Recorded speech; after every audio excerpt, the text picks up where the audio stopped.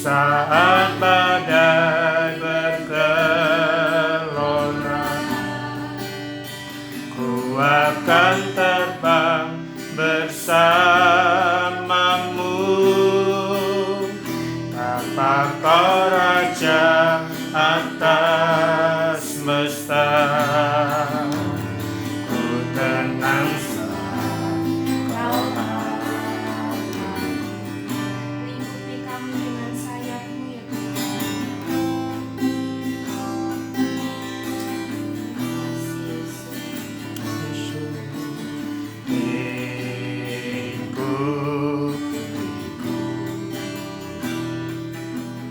Dengan sayapmu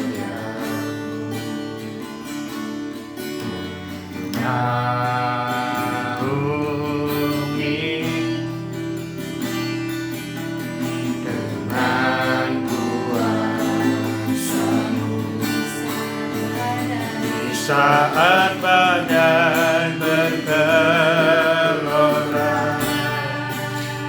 ku akan terbang bersamamu.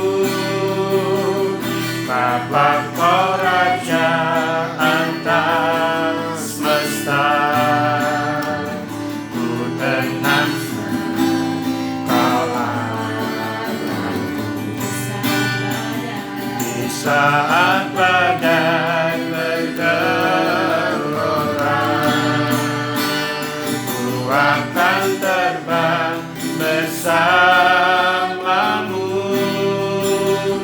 Bapa kau raja atas semesta, ku tenang kau ku tenang kau ku tenang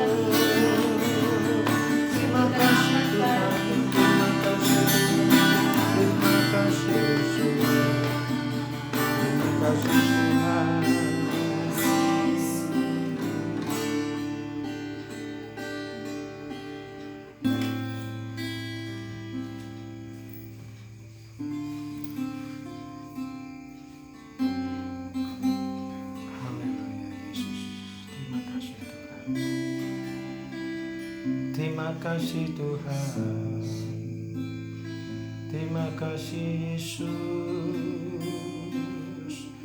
kuasa-Mu yang terbesar.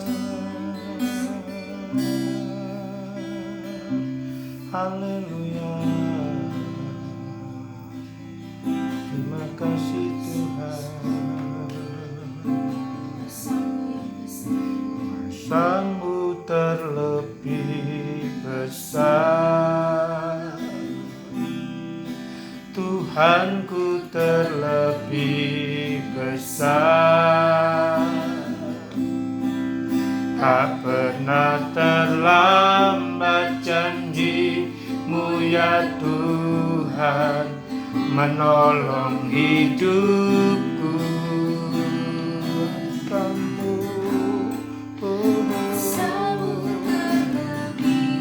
besar, Tuhanku terlebih besar, tak pernah terlambat janji-Mu ya Tuhan, pulihkan hidupku. Kuasa-Mu terlebih besar, Tuhanku terlebih besar, terlambat janji-Mu ya Tuhan menolong hidupku. Kuasa-Mu terlebih besar, Tuhanku terlebih besar. Tak pernah terlambat janji-Mu ya Tuhan, pulihkan hidupku. Tak pernah terlambat janji-Mu ya Tuhan, tak pernah terlambat janji-Mu ya Tuhan, tak pernah terlambat janji-Mu ya Tuhan, pulihkan hidupku.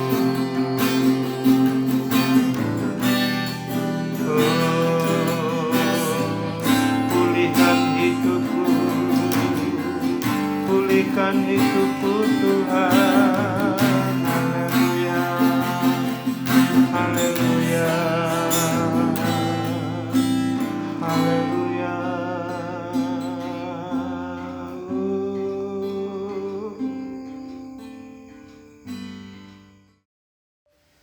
Selamat pagi saudara yang kasih dalam Tuhan. Kita bersyukur hari ini kita berkumpul bersama-sama untuk mendengarkan kebenaran firman Tuhan.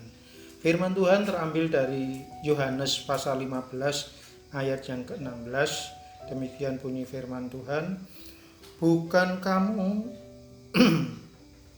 kamu yang memilih aku, tetapi akulah yang memilih kamu, dan aku telah menetapkan kamu supaya kamu pergi dan memberikan menghasilkan buah, dan buahmu itu tetap, supaya apa yang kamu minta kepada Bapa dalam namaku diberikannya Bapakku. Hari ini kita belajar tentang pilihan. Kalau kita melihat kitab Yohanes ini, Injil Yohanes ini terdiri dari 21 pasal, di mana pada pasal-pasal ini memberikan tiga kata kunci, ya, 3 kata kunci yang memberikan satu dorongan. Kata yang pertama adalah kata tanda-tanda, di mana Tuhan memberikan tanda-tanda berkaitan mujizat yang dilakukan Tuhan. Kata yang kedua adalah percaya. Barang siapa percaya kepada Tuhan pasti akan diselamatkan. Kata yang ketiga adalah hidup, di mana Yesus menyatakan diri sebagai terang. Dari ketiga kata tersebut, Yohanes ingin memaparkan kepada kita bahwa keselamatan itu bukan hasil usaha manusia. Keselamatan itu adalah pemberian Tuhan. Jadi kalau kita melihat bahwa mengapa di dalam pasal 15 ini, ayat yang 16 khususnya, Tuhan memilih manusia. Kata pilihan ini ditetapkan oleh Yohanes memberikan penjelasan bahwa Tuhan itu memilih manusia karena Allah mengasihi manusia. Manusia tidak bisa berbuat apa-apa, manusia tidak bisa menyelamatkan dirinya, tetapi manusia butuh pertolongan Tuhan, butuh kasihnya Tuhan. Maka kasih Tuhan itu nyata di dalam kehidupan setiap orang percaya. Ketika kasihnya itu nyata, dibuktikan bahwa Yesus lahir ke dunia ini. Itu bukti kasihnya. Barang siapa percaya, barang siapa terima, barang siapa mau hidup, harus percaya bahwa Yesus lahir ke dunia ini. Kata yang kedua, Yesus harus memberikan hidup kepada setiap orang berkaitan dengan hidup yang kekal. Kata ini memberikan satu dorongan kepada kita bahwa mengapa manusia dipilih oleh Tuhan, karena Tuhan mengasihi manusia. Ya. Bukan aku, bukan kamu yang memilih aku, tetapi aku yang memilih kamu. Karena manusia pada dasarnya tidak bisa berbuat apa-apa, tidak bisa melakukan apa-apa di luar Tuhan. Itu kata yang pertama. Mengapa manusia dipilih Tuhan? Kata yang kedua adalah mengapa Tuhan memilih manusia. Mengapa Tuhan memilih manusia? Ya. Di dalam ayat ini dijelaskan bahwa Tuhan memilih manusia karena manusia butuh Tuhan. Memang pada dasarnya manusia kelihatan tidak butuh Tuhan. Tetapi Tuhan memilih manusia karena manusia itu butuh Tuhan. Digambarkan bagaikan pokok anggur pada ayat pertama sampai ayat yang ke-9.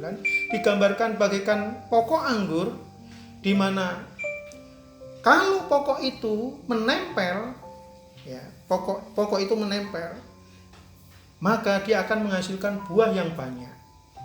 Jadi tanpa Tuhan manusia itu tidak bisa hidup. Gambarannya pokok anggur yang benar.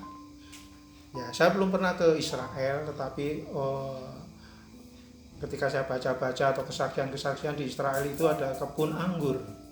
Dan kebun anggur itu selama 3 tahun itu tidak diizinkan atau diusahakan jangan sampai berbuah. Karena apa? Karena petani di sana pengen supaya batang anggur itu menjadi besar dulu, sehingga semua ranting-rantingnya dirempeli, dipotong, ya, sehingga daunnya hanya sedikit, tidak begitu lebat. Kemudian selama 3 tahun batang dari pohon anggur itu menjadi besar. Dan ketika batang itu sudah menjadi besar, kemudian muncullah ranting-ranting yang ada. Ketika ranting-ranting itu bermunculan, kemudian disematkan, dijulurkan ke kanan ke kiri bagian yang rindang supaya menghasilkan buah yang banyak. Nah, dengan demikian kehidupan kita butuh Tuhan. Kalau kita di luar Tuhan tidak akan bisa berbuat apa-apa, tidak mampu berbuat apa-apa. Oleh sebab itu, mari kita sebagai orang yang percaya, setiap saat, setiap waktu, yang menjadikan pertanyaan buat kita, apakah di dalam hidup kita sudah berbuah, atau justru di dalam hidup kita itu terimbun daun-daunnya saja. Jadi ketika pertanyaan ini menjadi pertanyaan bagi hidup kita, sudahkah kita berbuah untuk kemuliaan Tuhan? Ini menjadikan satu dorongan. Karena buah yang Tuhan inginkan adalah buah yang tetap, buah yang matang. Jadi perlu adanya perubahan hidup, karakter Kristus. Di dalam Galatia pasal yang ke-5 katakan, buah roh itu menjadikan bagian hidup setiap orang percaya. Jadi kalau orang percaya tidak hanya diukur kerajinannya dia ke gereja, kerajinannya dia membaca firman, kerajinannya dia memberikan persembahan, tetapi kalau tidak ada buahnya, berarti itu banyak daunnya. Buat apa? Ya. Nah, ini menjadikan satu dorongan. Jadi harus perubahan hidup itu perlu. Bagaikan seekor Raja Wali. Raja Wali itu adalah burung yang usianya sampai 40 tahun bahkan lebih. Ketika kukunya semakin panjang, ketika paruhnya semakin panjang, dia harus berpikir, aku mau hidup atau mati. Karena begitu dia menangkap mangsanya dengan kuku yang begitu panjang, mesti tidak akan ketangkap. Dan bagaimana mungkin bisa makan? Karena paruhnya terlalu panjang. maka dia tidak rela merubah hidupnya, merubah diri hidupnya. Dia mengasingkan diri di suatu tempat yang tanpa gangguan sama sekali. Kemudian dia benturkan paruhnya sampai hancur, kemudian cakarnya dibenturkan sampai hancur juga. Bahkan bulu-bulunya karena terlalu lebat dia cabuti sendiri, dan sesudah itu dia menjadi Raja Wali yang baru. Dan itu yang menjadikan satu gambaran. Kita mau berubah enggak? Kita butuh Tuhan. Tapi kalau hidup kita tidak berbuah, enggak ada arti. Jadi, mengapa Tuhan memilih kita? Yang pertama, Tuhan itu mengasihi kita. Terbukti, Yesus lahir, Yesus mati, Yesus bangkit, Yesus naik ke surga menyediakan tempat bagi setiap orang percaya. Mengapa Tuhan memilih kita? Karena kita ini butuh Tuhan. Sebab di luar Tuhan kita tidak bisa berbuat apa-apa, tidak bisa berbuah. Dan mengapa Tuhan memilih kita? Karena Tuhan butuh kita. Mungkin kata-kata ini janggal, kata-kata ini meragukan. Mosok Tuhan butuh manusia? Ya, visi dan misi Tuhan tidak bisa terlepas daripada rencana dan rancangannya Tuhan. Artinya Tuhan bisa saja katakan kamu bertobat, langsung bertobat semuanya bisa. Tuhan bisa saja berkata demikian. Tetapi Tuhan ingin melibatkan manusia. Sejak penciptaan manusia yang pertama kali, Tuhan harapkan untuk melibatkan manusia dalam karyanya. Ya. Nah, itulah mengapa Tuhan memilih manusia. Karena Tuhan butuh manusia untuk menyampaikan visi dan misinya. Nah, itu yang menjadikan satu gambaran. Visinya membangun kerajaan Allah. Visinya. Misinya apa? Matius 28, pergi, jadikanlah semua bangsa murid. Ini menjadikan satu dasar buat kita, supaya kita ngerti bahwa Tuhan itu butuh kita. Ya. Dan kita jangan sampai jangan sampai kita katakan GR. Tuhan butuh kita. Kalau Tuhan Tuhan enggak butuh sama kita, biarin aja dah. Nah, artinya ada kerjasama yang baik. Ya, tinggal di dalam Tuhan dan Tuhan tinggal di dalam kita, melakukan perkara-perkara yang besar. Kuasanya menjadi kuasa dalam hidup kita.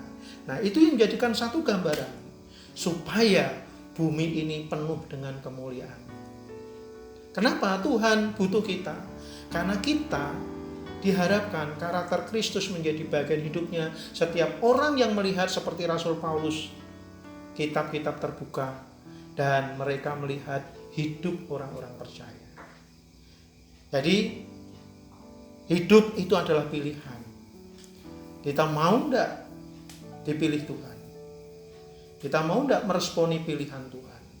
Jadi pilihan ini ditujukan kepada semua manusia yang ada di dunia ini, tetapi sedikit yang meresponi. Maka kita akan bersyukur kepada Tuhan kalau kita sudah dipilih Tuhan. Seharusnya kita mengasihi Tuhan. Seharusnya kita melayani lebih lagi. Kita berbuah lebih banyak lagi. Dan seharusnya kita melakukan tugas kita sebagai orang-orang pilihan. Kiranya Tuhan memberkati kita pada pagi hari ini, dan biarlah firman Tuhan memberikan kekuatan bagi kita.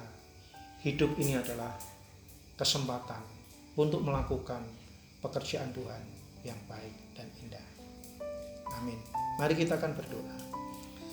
Kami bersyukur Tuhan, kalau Engkau percayakan kami, Engkau memilih kami.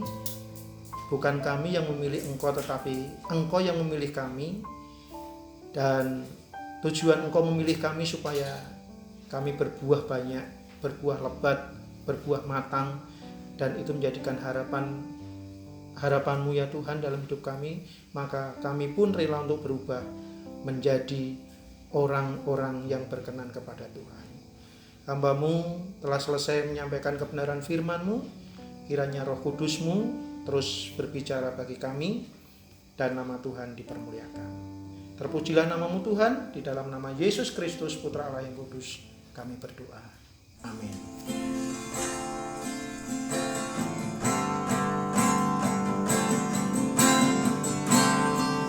Terima kasih Yesus. Terima kasih Yesus. Puji syukur hanya bagimu, ya Allahku, ya Tuhanku. Terima kasih Yesus. Terima kasih Yesus. Puji syukur hanya bagimu. Terima kasih Yesus.